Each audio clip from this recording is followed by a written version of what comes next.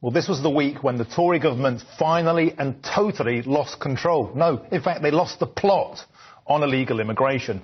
Yesterday, Rishi Sunak was acting all tough in an immigration control stab-proof fest, bragging about a 50% increase of raids and doubled arrests. Well, that followed his claim that his Stop the Boats plan had cut crossings by 20%.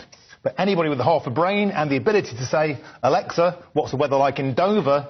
knew it was high winds, not high-minded Tory policies, that was keeping the illegals away. That didn't stop Rishi. Part King Canute, part Comical Alley, he reassured us it was he and only he who could stop the tide. Yet it got worse.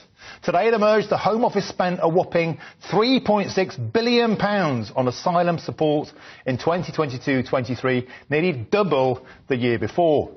Astonishingly, Rishi has made things worse. His pledge to clear a backlog of nearly 100,000 old asylum claims has created a logjam of new claims. Yes, the lunatics have finally taken over our asylum system. But before you say, "Oh well, at least things can't get any worse," the answer is they can. A lot worse, if Labour get into power.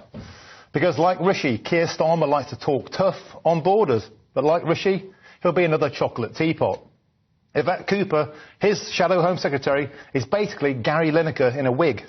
And most Labour MPs share her refugees welcome stance too. In February 2020, 53 bleeding heart MPs, including Labour luminaires at the time, Jeremy Corbyn, Diane Abbott, David Lammy and Nadia Whittome, succeeded in grounding a flight loaded with 43 foreign criminals about to be deported to Jamaica.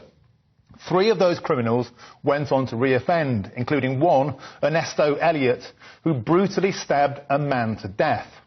Yet Miss Whittome called them vulnerable people, adding refugees need protection, not deportation. Whose side are these people on? Some 9,346 have crossed the channel illegally this year, including at least 1,500 this week and over 300 today. We have absolutely no idea who any of these people are. We now no longer know who walks among us. Of course, they're not all bad apples. Some may genuinely be fleeing war zones, but they could have claimed asylum in France. Mind you, you've been to Paris recently? But it's delusional and dangerous for the Linekerites to claim that they're all saints too.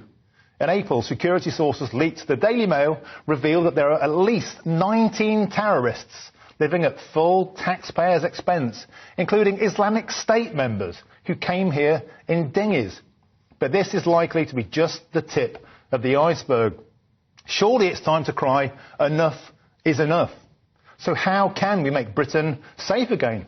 Well, we could declare a national state of emergency to stem the tide of illegals arriving here by dinghy. In April, Italian Premier Giorgia Meloni did just that. Boats filled with illegals were forced to dock in France. We could enforce existing UN Convention laws on national security and tow boats back to France. We could hold a referendum on the membership of the ECHR, new to the human rights lawyers, and deport all terrorists and foreign criminals. We could also even arm the police. But that, my friends, that would take guts. And we just don't have gutsy leaders like Giorgia Meloni in Britain. We have spineless Sunak, who shouts at the sea but cannot stop the tide, and a parliament, public service, judiciary and a mainstream media stuffed with refugees welcome virtual signallers who are completely out of touch with the public mood. Today we say it's time to declare a state of emergency. It's time to close our borders to illegals. It's time to make Britain safe again. So, tonight I am asking, how do we make Britain safe again? Should we close the borders? Should we deport all foreign criminals? Should we even arm the police? Well, let me know what you think. Email the usual way, gbviews@gbnews.com, or tweet us, of course, @gbnews.